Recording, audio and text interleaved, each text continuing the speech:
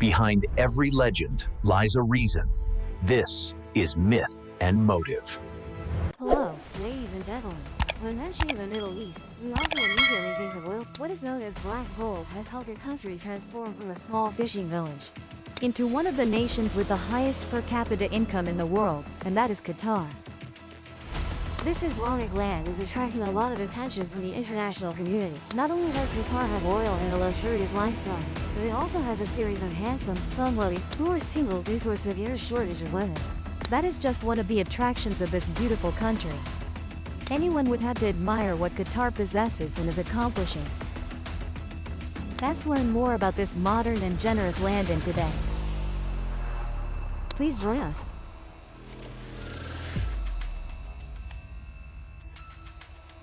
Geographically, Qatar is a country located in the Southwest Asia region, situated on the eastern side of the Arabian Peninsula and within the Persian Gulf. Qatar only shares a land border with Saudi Arabia to the south, with the Persian Gulf surrounding the rest of the country.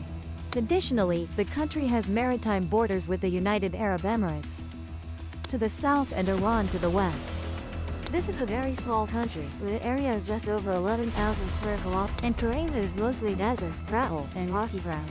Qatar has extremely flat terrain, ranking second in the world only after the Maldives. This place has no mountains and rarely encounters sloping terrain. The highest point in Qatar is only about 103 meters above sea level. Notably, Qatar is one of the 4 countries in the world without forests, the other 3 being San Marino, Greenland, and Oman. Moreover, Qatar is one of the rare countries where the sea meets the desert. That is Khor al-Adaid, a small sea area located in Al Buaria city in southeastern Qatar. This place is also known as the Inland Sea and has been a nature reserve since 2007. Although it has a small area, Qatar's population is quite small, so the country does not suffer from overcrowding. As of now, Qatar's total population is about 2.7 million people. This is probably the country with the strangest population calculation method in the world because it has to be recounted every month, because anyone living in Qatar is counted in the country's population. Actually, this calculation method is not too unusual. It even aligns literally with the definition of population as the number of people living in a specific geographical area or country. However, the strange thing here is that exactly once a month, Qatar recounts its population due to the rapid rate of change. It's even stranger that the proportion of immigrants always dominates in the statistics, accounting for over 80% of the country's population. This reality has existed since Qatar gained independence from Britain in 1971 until now. Interestingly, whether by coincidence or unwritten rule, the male-to-female ratio in Qatar is always maintained at 3 males to 1 female. People often jokingly say that being a resident of Qatar is easy, but being a Qatari, in English Qatari, is harder than reaching heaven. Why is that? So who is of Qatari origin? Children born in Qatar, if a father or mother is not clearly known, are not considered citizens of this country. Meanwhile, if the father is Qatari, that child, regardless of where they are born in the world, will automatically become a citizen of this country. This decision does not apply to individuals whose mother is Qatari. An ordinary foreigner, without any relatives in Qatar, wishing to become a Qatari citizen needs to reside in the country for at least 25 consecutive years. Interruptions must not exceed 6 months. They need to know Arabic and have a legal profession to support themselves. Citizens of Arab countries only need 15 years to obtain Qatari citizenship. Although the process is somewhat difficult, once they become Qatari citizens, they will be wealthy and cared by the government. Public sector jobs are very highly paid. Social welfare from healthcare to education, pensions or unemployment benefits are all fully guaranteed. Some people even believe that the Qatari government is very generous and willing to use money to buy citizens' loyalty. To become a wealthy and modern country as it is today, Qatar has also experienced dark days and many ups and downs like other nations in the world. In the 1900s, Qatar was still a British colony. At that time, the country's main industries were pearl diving and fishing. By the 1920s, the pearl industry collapsed, and the country's people lived in poverty, malnutrition, and disease. In 1939, oil was discovered at Doha, but the development of the oil industry in this area stagnated due to World War II. 10 years later, many oil fields were found, and Qatar's fate changed from then on. In 1951, Qatar produced 46,500 barrels of oil per day, equivalent to revenue of 4.2 million US dollars. The discovery of additional offshore oil fields and the participation of Shell Oil Corporation increased extraction output to 233,000 barrels per day. Thanks to revenue from oil exports, the country gradually carried out modernization. Schools, hospitals, power plants, seawater desalination plants, and the first telephone system were opened in the 1950s. By 1971, Qatar gained independence. In the same year, the world's largest natural gas field, North Dome, was discovered, belonging to both Allah and Qatar. However, the North Dome field was not developed by Qatar at this time as they still focused on oil production. In the 1980s, plummeting oil prices caused Qatar's economy to fall into crisis. In 1995, after Hamad bin Khalifa Al Thani came to power, one of his first moves was to accelerate the exploitation of the North Dome gas field. Qatar became a natural gas exporting country for the first time. To meet the increasing demand and production, Qatar began building liquefied natural gas (LNG) plants. In the late 1990s, Qatar signed cooperation agreements for exploitation with many global. In 1997, they began supplying large quantities of natural gas to Spain and Japan. Thanks to stable extraction output, the country's GDP gradually accelerated. To prevent resource depletion, Qatar attempted to diversify its economy. In 1998, the country built the Education City complex,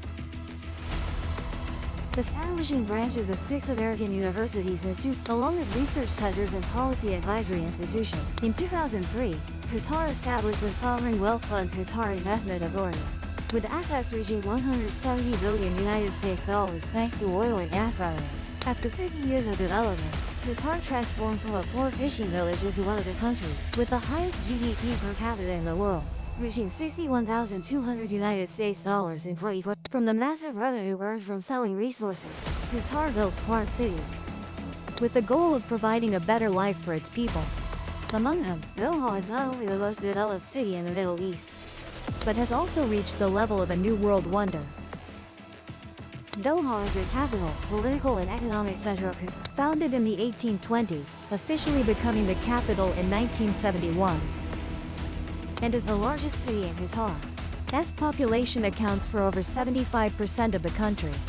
After Qatar declared independence in 1970, the capital's major reconstruction began with the demolition of all old neighborhoods. The Doha government invited master architects such as I.M. Pei, Chinese, one of the most successful architects of the 20th century, Jean Nouvel, French, who has designed over 200 world-class projects in many countries, Murata Isozaki, known as the Emperor of Japanese architecture. Rem Koolhaas, also nicknamed the prophet of new modern architecture, participated in the city's overall design. The common point among these designers is creative innovation. Meet the stringent requirements of the Doha government with design objectives. Build an unprecedented city. As a result, in just about 30 years, Doha has become a global metropolis, with many large projects, numerous skyscrapers, featuring massive complex functions with modern architecture. Thanks to the architect's sophistication, each building relates to the colors of surrounding structures and suits the local climate, sunlight, and wind of the construction site. These are solid foundations for the Doha government to invest. Organize the development of Palm Wind City South, starting from a 4-0 foundation with no mountains, no forests, no river systems, no greenery and biodiversity. Doha did everything to turn nothing into something. Implementing the modernization program set by Emir Hamad bin Khalifa Al Thani, Doha carried out synchronized tasks to build a new city. From late December, the city entered a phase of rapid development explosion. Especially since 2011, many large projects have been put into operation or newly built, such as 39 new hotels, over 50 towers, moving towards goals in Qatar's National Vision 2030. Among them, the most prominent is the implementation of new infrastructure projects since 2014. To serve the organization of the 2022 World Cup in Qatar, mainly held in Doha. As one of the leading financial centers in the Middle East region, Doha became a beta global city, with average connectivity to the world economy. In May 2015, Doha was officially recognized as one of the top 7 new wonders. Along with cities Vigan, Philippines, La Paz, Bolivia, Dubai, UAE, La Habana, Cuba, Beirut, Lebanon, and Kuala Lumpur of Malaysia. In Doha, residents enjoy a prosperous life, do not have to receive free healthcare, gas, and electricity. Prime Minister Sheikh Khalifa bin Abdulaziz Al Thani affirmed, "The Qatari government will do everything to make Doha the brightest star," and help position Qatar as a model of sustainable development in human, economic, tourism, and sports aspects, although living in a fully developed society. Qatari men still lack one thing, which is a shortage of wives. This country has more men than women and a very large gender disparity. As of 2021, Qatar has 2.93 million permanent residents, of which over 370,000 are citizens with Qatari nationality, the rest mainly being workers from Pakistan, India, Egypt, and other countries. Based on permanent resident population, Qatar has about 2.19, accounting for 75% and 730,000 female residents, making up about 25% of the total. The gender ratio in Qatar has reached 3-to-1, meaning men outnumber women threefold, thus becoming the country with the largest gender disparity in the world.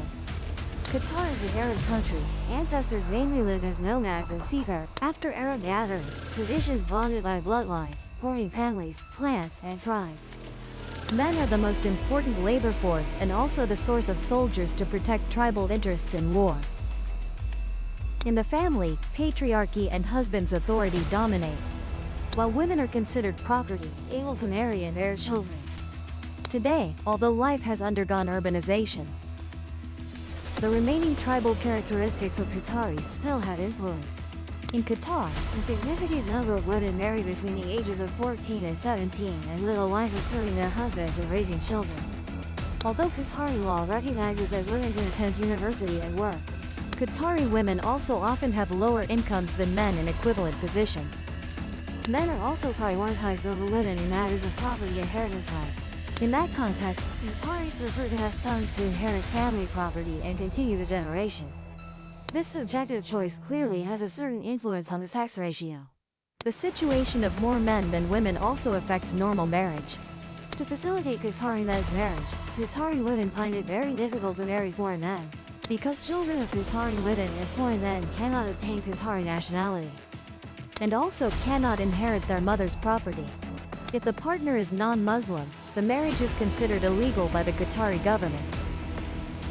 This certainly imposes an invisible limit on Qatari women marrying foreign husbands. Additionally, the reality is that Qataris often delay intra-ethnic marriage. Most families hope to marry within the tribe or clan and consider women marrying outside as a loss. Therefore, the marriage freedom of Qatari women has been restricted and limited to within their country. Due to more men than women, Qatari men face difficulties with rising marriage costs. Because men in Arab countries when marrying must pay a dowry to the bride's family. In 2010, marrying a Qatari girl required a cost of about 100,000 riyals, approximately 665 million Vietnamese dong.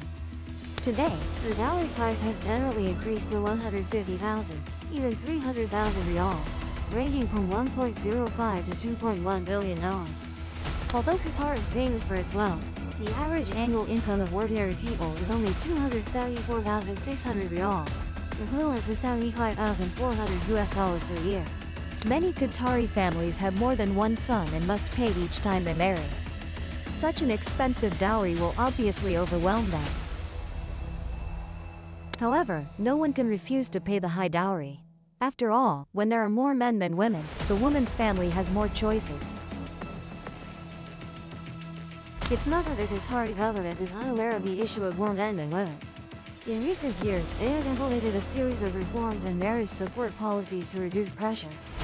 For example, the Qatari government provides engagement loans up to 300,000 riyals for men of marriageable age and organizes free weddings for Qatari national couples.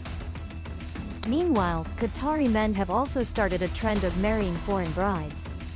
Brides from the Caucasus region in Europe are the most popular. However, Qatari law requires Muslim men to only marry Muslim women, and foreign women marrying Qatari men must convert.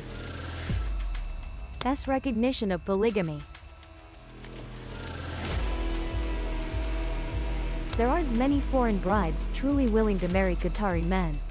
Like all other countries on the Arabian Peninsula, Islam is the dominant religion in Qatar. It is also the official religion of the country. Its population and Islam determines the lifestyle of Qatari citizens. The country. State-sponsored schools in the country require students to be taught Islam. Some beautiful mosques are found throughout the country, with the Mohammed bin Abdul Wahab Mosque serving as the state mosque of Qatar. As an Islamic country, although business and alcohol use are not completely illegal, the country's management policy on alcoholic beverages is very strict. Bringing alcohol into Qatar is illegal. Even a small bottle in luggage, drinking alcohol or being drunk in public is against the law. Transporting alcohol is also not allowed, except with a liquor purchase permit and while carrying the purchased alcohol from a licensed store to home. Selling, giving, or offering alcohol to Muslims or minors is illegal.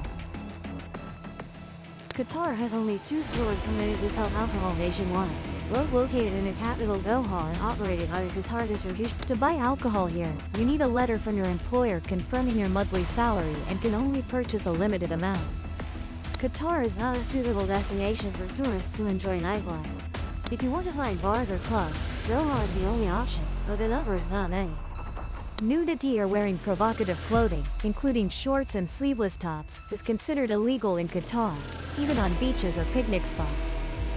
Besides tank tops and shorts, female tourists in Qatar are also not allowed to wear leggings in public as they are too tight and may reveal the body. In a clothing campaign a few years ago, Qatar distributed leaflets and posters promoting dress code regulations for tourists in this Gulf Islamic country. The content in the leaflets and posters requested that if you are in Qatar, you are one of us, please help us preserve Qatar's values and culture. Please dress modestly in public by covering from shoulders to knees. Besides the written requests, the leaflets and posters also illustrated inappropriate clothing, including sleeveless dresses, tank tops, shorts. Notably, the leaflet clearly stated that leggings are not pants. This campaign indicated that anyone residing or traveling here is subject to Qatari law, which prohibits indecent clothing as a moral violation. Qatari women typically wear the traditional black abaya robe, while Qatari men wear the white thobe robe. However, they only make up a small proportion as 85% of Qatar's population are immigrant foreigners. Qatar's civilization is also reflected in its safety level, although the majority of residents here are immigrants from various places. The country was ranked the safest in the world according to the 2020 National Crime Index report. Among 142 surveyed countries, Qatar achieved a low crime rate of 13.78 and a high safety rate of 86.22. To have a prosperous Qatar as today, the Emir plays an extremely important role. Qatar is a hereditary monarchy, with the Emir as the head of state, commander-in-chief of the armed forces, and symbol of the country.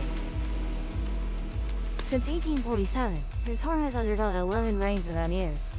All of them have been members of the powerful Al Thani royal family. The Al Thani family has held power in Qatar since the country was under the rule of the Ottoman Empire in the 19th century and later the British Empire.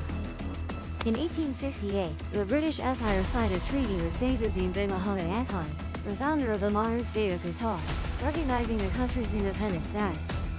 Leading one of the wealthiest countries in the world, the assets of Qatar's Emir are certainly enough to leave everyone in awe. With approximately 8,000 members, the estimated asset value of Hoang-Sa Qatar reaches $355 billion United States dollars. The current Emir of Qatar is Sheikh Tamim bin Hamad Al Thani.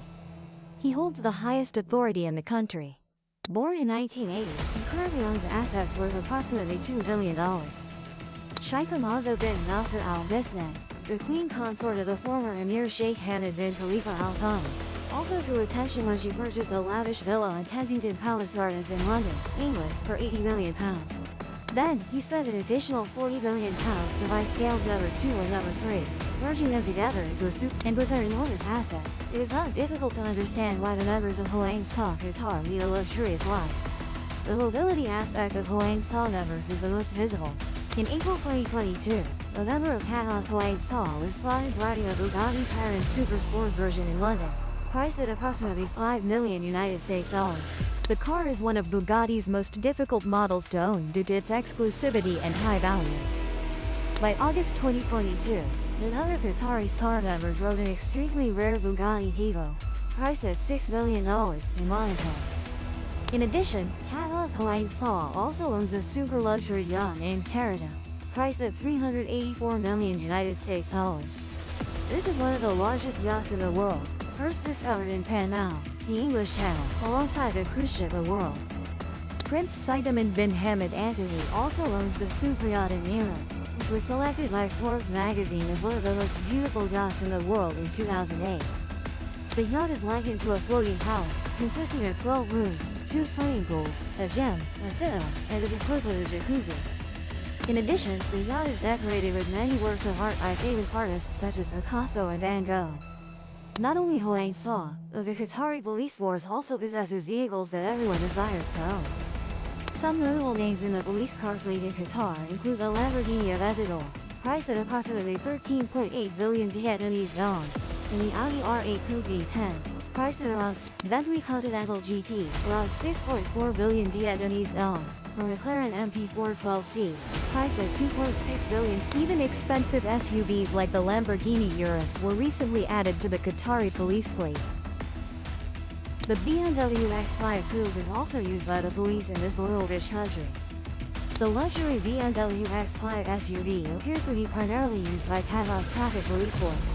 In the Qatar market, the BMW X5 has a price ranging from 2.56 to 2.95 billion Vietnamese dong. Besides the BMW X5, the Qatari police also use a German luxury SUV model, the Audi. In this market, the Audi Q7 is priced from 2.03 billion until the 2022 World Cup that the world truly grasped the magnitude of this country. To serve the 2022 World Cup, Qatar invested $300 billion, the majority of which was used to build infrastructure such as stadiums and accommodation for over 750,000 fans. The magnificent Lusail Sports Stadium is newly built, located in the center of Lusail City, 20 kilometers from the capital, Doha. It is considered a project hailed as the symbolic work of the host country Qatar at the 2022 World Cup. This is Qatar's largest stadium, with a capacity of over 80,000 seats and will host the 2022 World Cup final.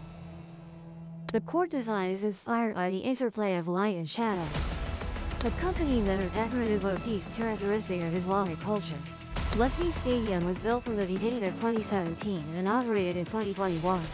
After the 2022 World Cup, Lusail Stadium will be transformed into a community space including schools, shops, coffee shops, sports facilities, and health clinics. Another construction project of Qatar that is admired by the whole world is Hamad International Airport. Officially commencing operations in 2014, there has been a full decade of providing aviation support. Hamad International Airport, located in the capital city Doha, has been awarded the airport Oscar by Skytrax. Voted the best airport in the world 2 years in a row in 2021 and 2022. The CNN page commented on this airport that if you travel by plane once, you are advised to arrive about 2 to 3 hours before departure. Then for Hamad International Airport, this period should probably be doubled. The prolonged time at the airport was not due to customers encountering dishonest parties, but it is what is inside this structure that will captivate you and make you want to linger longer. Costing over $16 billion to build, like the Great Sand structures in Qatar. Hamad Airport is as large as 21 square kilometers and possesses an architecture that leaves many people in awe. Accordingly, the exterior of this airport was designed to be inspired by its coastal location, with the part of the machine resembling remaining waves, with softness and grace. Besides the vast space, this airport is also adorned with artistic works, creating a creative space that transcends the standards of conventional airports. The vibrant, modern cities and the friendliness of the people make many tourists decide to stop in Qatar. However, as an Islamic country, we should also pay attention to the customs and rituals of the locals to avoid unnecessary misunderstandings. In public places, people often stand up when greeting others, especially the elderly, as a sign of respect. When men greet Qatari women, it is best to let the women extend their hand first. Some people often avoid contact with women for religious reasons, so Qatari men do not always shake hands when meeting women. Instead of shaking hands, Qataris often place their right hand over their heart as a greeting gesture, showing warmth. Most people should avoid showing affection in public, including kissing, but holding hands is acceptable. Although English is commonly used in a country where 90% are foreigners, Qataris highly appreciate those who know how to greet in Arabic, as well as express gratitude. If you are lucky enough to be invited into a Qatari home, remember to remove your shoes before entering. And do not point the soles of your feet toward the host, as it is considered rude behavior. You also need to pay attention to the Qatari way of eating. They often eat with their hands from large shared plates placed on the floor. The dining ritual originating from Bedouin desert culture. Equally important is that guests must accept the requests of Qatari hosts, as refusal is seen as offensive behavior. From a small country relying on pearl diving, Qatar has effectively leveraged its oil advantages to rise stronger, becoming one of the countries with the highest per capita income in the world. Besides oil, Qatar also has architectural works, natural beauty, and a rich culture. This is truly a beautiful country and an ideal destination for those who love modern bustle. Thank you for watching the video. If the legend hooked you, subscribe and open the next case.